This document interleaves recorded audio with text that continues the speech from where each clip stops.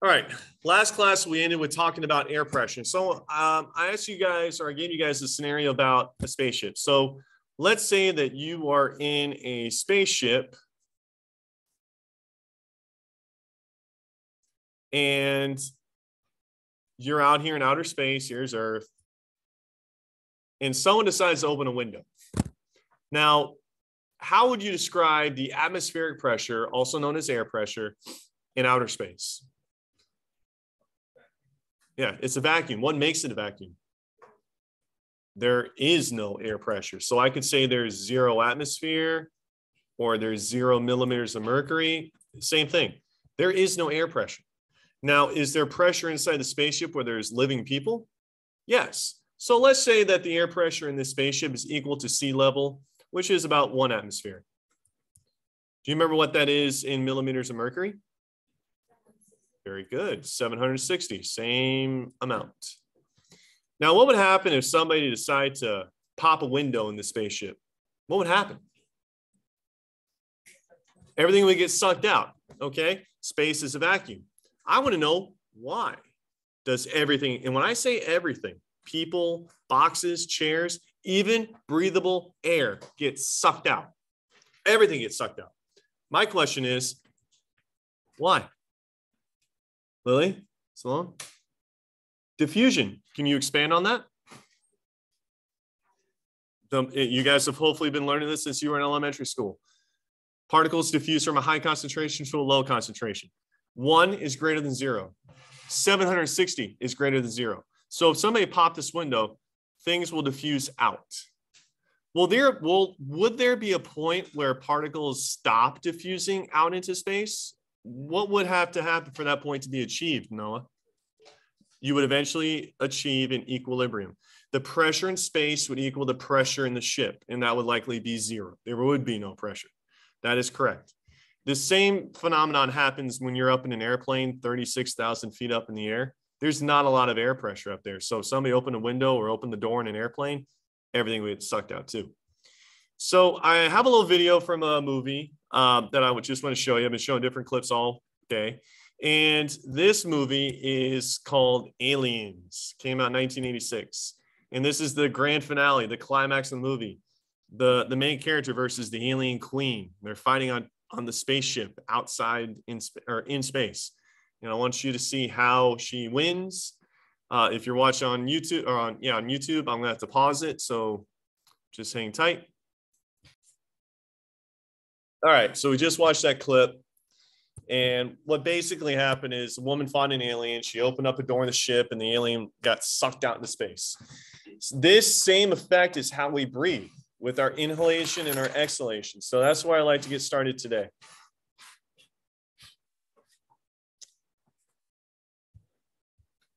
All right, I'd like to first begin, or we're going to do respiratory physiology where we left off last time.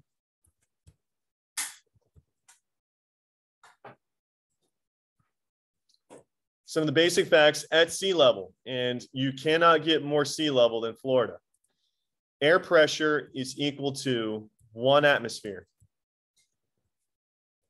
That's a unit of measurement, and that is equal to 760 millimeters of mercury. As you go up in the atmosphere, Denver, Colorado, Mount Everest, commercial airplane, outer space, pressure gets less and less and less, which means there's actually less gas. There are less gas particles. In Denver, Colorado, there are more home runs hit in the Colorado Rockies baseball park than any other stadium because there's literally less air that the ball collides with. Air is made of gas, and gas is made of molecules. And when that ball is traveling through the air, it is hitting gas molecules. But up in the Colorado Rockies, there's less of it, so the ball goes further. At one point, the furthest field goal ever was in the Broncos Stadium. Same idea. The ball just travels further. When I've never played fantasy before, 10 years ago, first year I've ever played, I got the Denver Broncos kicker because I knew that he's going to be kicking further field goals because he's in a higher altitude. And so there's less air. Hold on.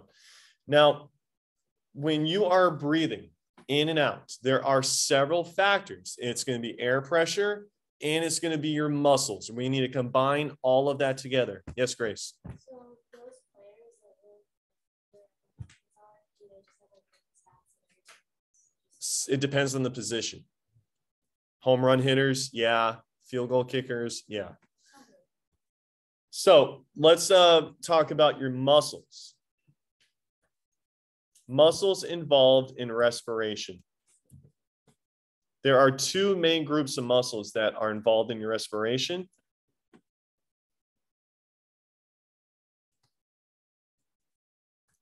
One of them is a very large muscle, and it acts as the divider between your thorax, which is your chest, and your abdomen, your abdominal cavity. And it's actually, I have a, right here. What is this muscle here? That's your diaphragm. You've all heard that before. So the diaphragm and another group of muscles on both your left and right side is the muscles between your ribs. They're called intercostal muscles.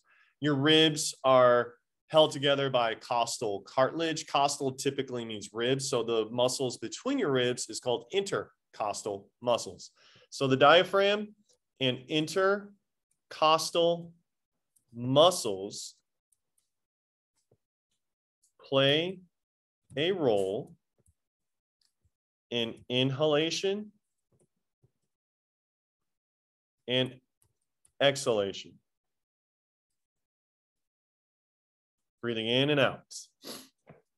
Now, just part of a role. I don't want to make this seem like they're the whole thing.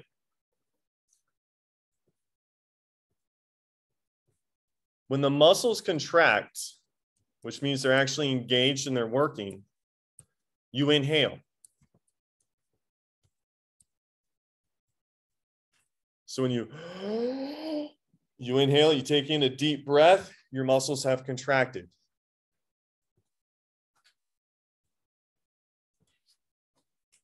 When the muscles relax,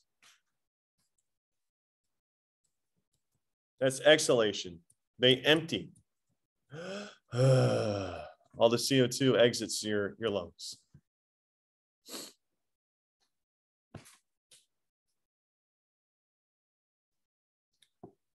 Now, your muscles have, they basically are a major role player when it comes to the basic physics of diffusion. And this is the main culprit for your breathing is air pressure. That's the biggest one. Your muscles help to generate that air pressure, but air pressure itself ultimately determines the flow of gases into and out of the lungs.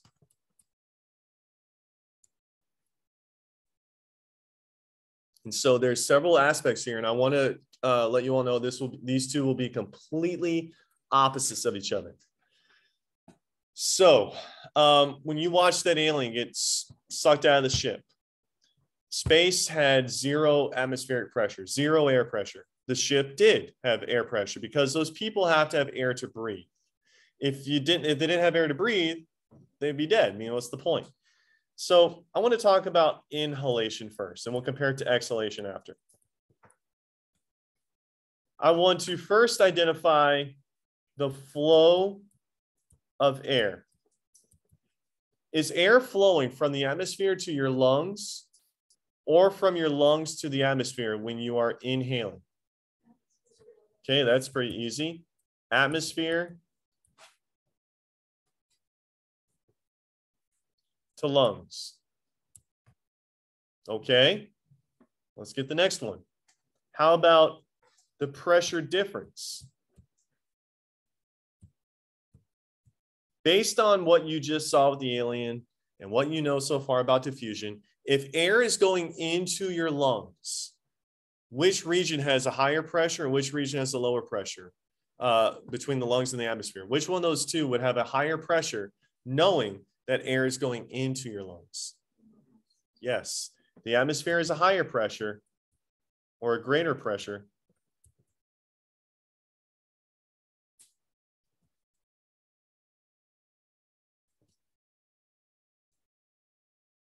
And your lungs have a lesser pressure. Great. You guys doing fine so far. All right. Next is going to be muscles. Are your muscles contracting or are your muscles relaxing? They are contracting. That's right. Your diaphragm and your intercostals basically generate a vacuum effect. When you breathe in deeply, your lungs are basically a vacuum and they're sucking in air. And there's one more that I want to expand on, and that's volume. Most of you have taken chemistry. Some of you may have taken it last year, and let's face it, last year's school year was kind of a disaster with COVID and e-learning. But maybe someone here might know. What is the relationship between pressure and volume? Are they directly proportional, which means when one goes up, the other goes up, and one goes down, the other goes down? Or are they inversely proportional, where if pressure goes up, volume goes down, or volume goes up, pressure goes down? Are they inversely proportional or directly proportional? They are inversely. Good. I'll get to that in a second. So, guys, you said the pressure in the lungs is low. So how is the volume? High. We have a high volume. Volume is space occupied. This classroom is a pretty big volume compared to regular classrooms. It has more space. A 3-lane highway has more volume than a 2-lane highway. Okay? So if you know all that, and I do expect you to just stop and think about it, you got to figure out, okay, which way is air going? And then figure out, go from there. Let's do exhalation now.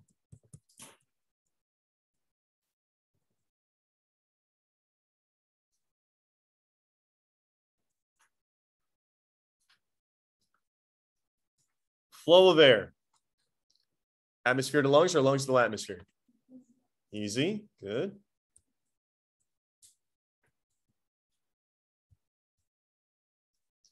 How about the pressure difference? If air is leaving your lungs, what has a greater pressure? Your lungs or the atmosphere? If air is leaving your lungs, what has a greater pressure? Your lungs do. Now, key in on this.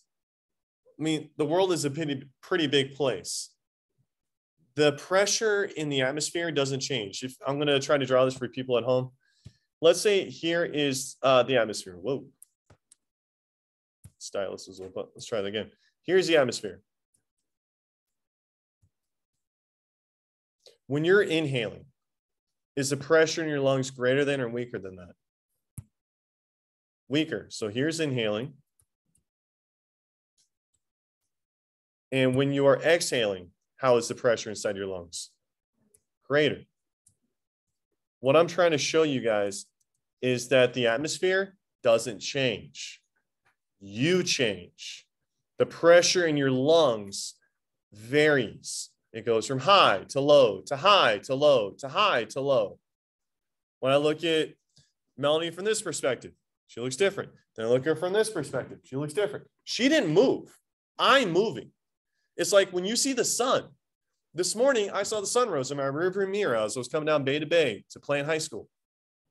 And then tonight, I might see the sunset. The sun didn't move. I moved. The sun stayed put. The atmospheric pressure stays put. Your lungs pressure goes up and down and up and down. So it doesn't change. I want to make that clear to you all. So back to this, the pressure difference. You said that the atmosphere has greater than or less, or greater pressure or weaker pressure, lesser pressure. Lesser, that's right.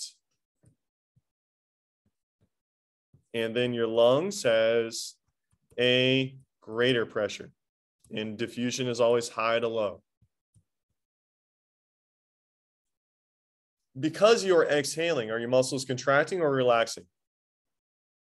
They are relaxing. And because the pressure in your lungs is greater, how would you describe the volume in your lungs? Low. You have a low volume. So these are the complete opposites of each other, but this is how we inhale and exhale. And I do want to briefly mention the whole pressure and volume relationship.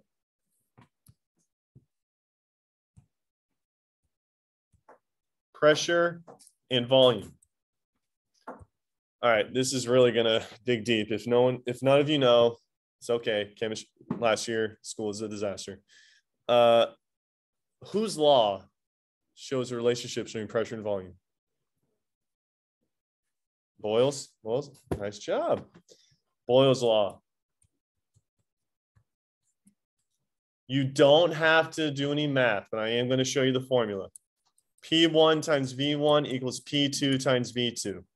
Your first pressure and your first volume will equal your second pressure and your second volume. Pressure and volume are inversely proportional.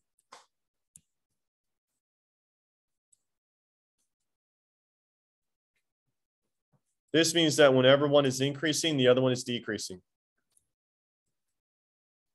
If pressure doubles, then volume decreases by half. To double, you multiply by 2. That means for the other one, you divide by 2. If the pressure triples, then you divide the volume by 3. If one increases, the other decreases by the same margin. Pressure and volume are inversely proportional to each other. Boyle's law is a major factor when it comes to inhaling and exhaling. Okay, are there any questions so far? That's about it for breathing in and breathing out.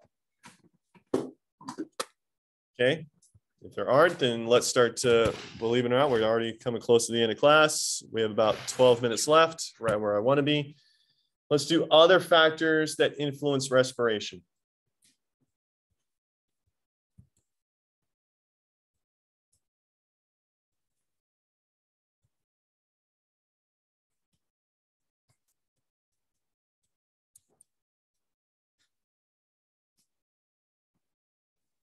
We have muscles, we have air pressure, we have volume. Here's another factor. CO2 concentration in the blood.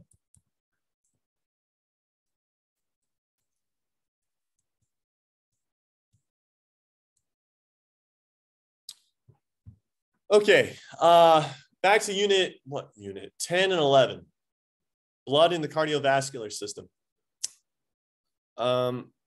What protein in your red blood cells allows you to carry oxygen? Good. So here's something to remember. Hemoglobin, which is also called heme on your test, is called heme. Same thing. Allows RBCs, red blood cells, to carry O2.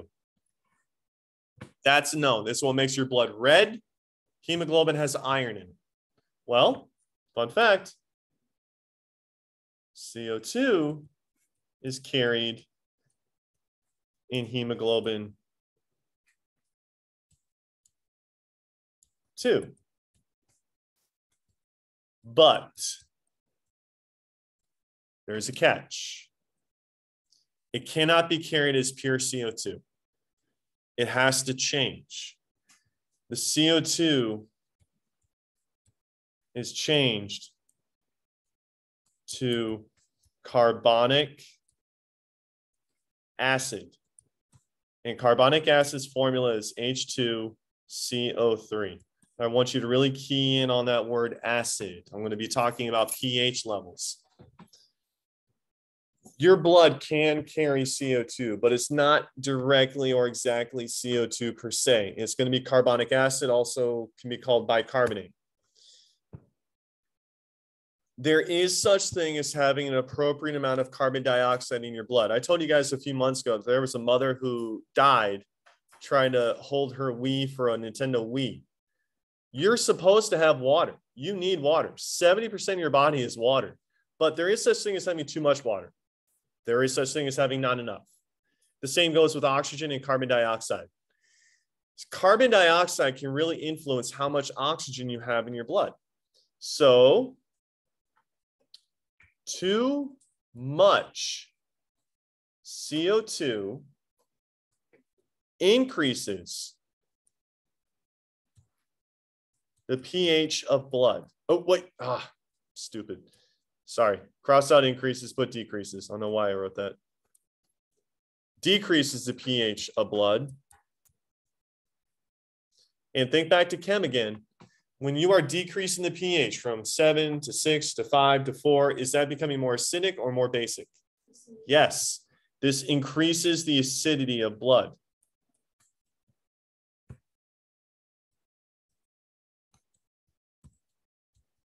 Because when the pH level drops, someday one of you guys might have a pool in your backyard. Lucky you. And you might have to manage the pH level. Let's say Noah goes in his backyard, he's testing his pool water, and his pool water should be an 8. It's a 5. It's acidic. He needs to neutralize that. His acidity increased because the pH level dropped. This actually has a name. It is called acidosis. There's a movie that was made in the 90s with Tom Cruise, and it's called A Few Good Men. And in the movie, there's 2 soldiers that actually kill another soldier. And the way they kill him is they shove a rag down his throat. It's the movie that has the famous line, "I want the truth. You can't handle the truth." That movie. So I want you guys to try to diagnose how he died. I'll guide you there. He has a rag down his throat. Can he breathe? No. So what gas can his body not expel? Correct? And if he cannot expel CO2, what is going to happen to the concentration of CO2 in his body and in his blood? It's going to go up. So what happens to the pH level of his blood? It goes down. And what does his blood become more like? Acidic. And he died of acidosis. His organs bled. He basically toxified his body, because your body is designed and evolved to handle very specific pH levels. And if conditions become too acidic or too basic, organs shut down, and his organs shut down. Well, that's what suffocating is. That is what suffocation is. Your body is not getting oxygen. Instead, it's holding on to CO2. That's the chemistry behind it. All right. Suffocation is also where you cannot perform gas exchange in your alveoli. So that was happening as well. It was kind of like a double whammy. All right, well, let's do the opposite. Let's do the other side of this coin. Too little CO2, which would also mean you have too much oxygen, increases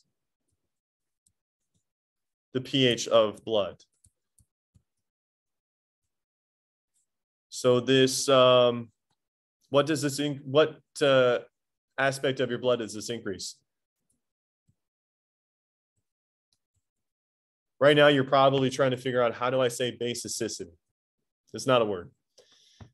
There's another word that we replace with basic. Do you know what it is? It also begins with an A. Alkaline. Alkaline. Good job, Melanie. So it increases the alkalinity of blood. And this is known as alkalosis. You all are, I know you think you're big and bad and tough. When you're a teenager, you think you're bulletproof and invincible. But as a human, you are very, very delicate. You are very, very fragile. And you have to be within a very specific range of pH. If your pH gets too low, acidosis. If your pH gets too high, alkalosis. You have to stay within range. You all are walking, talking biochemistry experiments. And sometimes it's not very easy to try to keep everything regulated. If you were to put a plastic bag over your head, you can't get fresh air. You cannot get oxygen. You're just holding on to CO2. And that's also going to make your blood pH go down, which increases the acidity. Since we're talking about movies, let me give you one more. Has anyone ever seen a movie called Hook? Peter Pan, Robin Williams. You remember the beginning of the movie where Peter Pan shows up in Neverland, he falls in the water. and he's drowning and the mermaids kiss him and they kind of like give him air to help him breathe. But what gas are they actually breathing into his mouth? CO2. They're killing him. They're killing him. If you've ever done CPR, when you're performing CPR and you have to do mouth-to-mouth resuscitation, what gas are you breathing out into their body? Carbon dioxide. But the point is you're trying to inflate their lungs and get their heart started so they can start to breathe on their own. You're just trying to get their lungs to inflate and fill with air and trying to jumpstart their heart by 1, 2, 3, 4. 1. You're just trying to get things pumped up. It's like trying to restart a battery. All right, the last thing for today, the nervous system and breathing.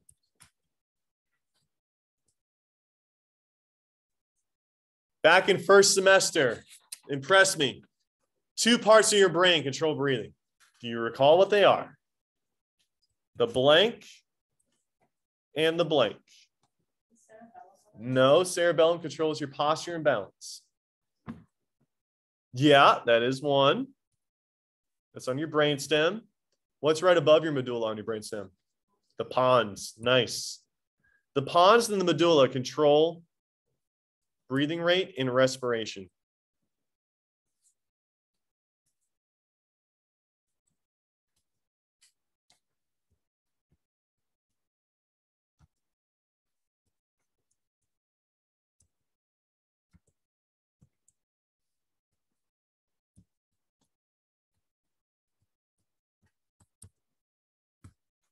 The pons and the medulla, the true name is the medulla oblongata, they control the breathing and serve as the respiratory centers of your nervous system.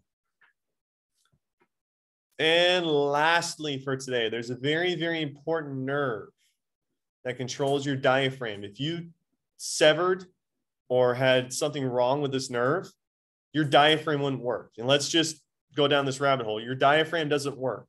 What are you not able to do? You're not able to inhale. And if you're not able to inhale, what gas cannot come in? And if you can't get oxygen, what happens to all your cells and tissues? They shut down. Right. So this nerve is pretty important. This nerve is called the phrenic nerve. The phrenic nerve controls the action of the diaphragm.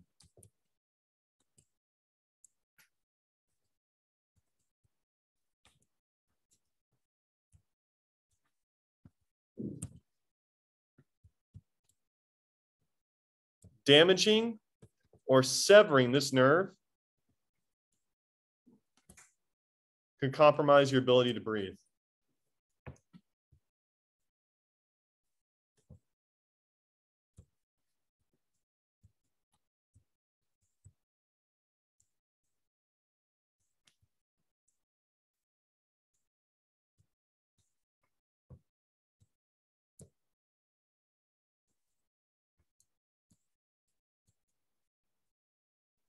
All right, guys, not bad for a Monday. Tomorrow will be our last day in new material. We will do diseases and disorders. We'll talk about asthma, laryngitis, COPD, emphysema, pneumonia, cigarettes, vapes, all that stuff when it comes to health issues. If there's any particular respiratory disorder you want me to talk about, text me. I'll include it in the lesson.